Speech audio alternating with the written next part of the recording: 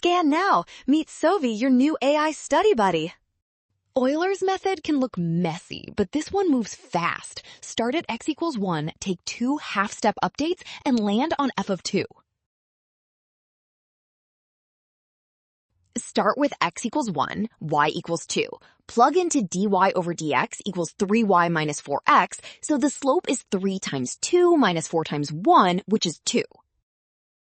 Use Euler's update. New y equals old y plus step size times slope. With h equals 0.5, y becomes 2 plus 0.5 times 2, so at x equals 1. One more step.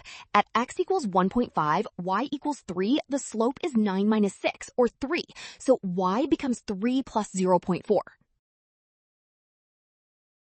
Well done! Option C. Scan now. Trap, signs, and rushing. Rule: trust the given values and check each Euler step carefully.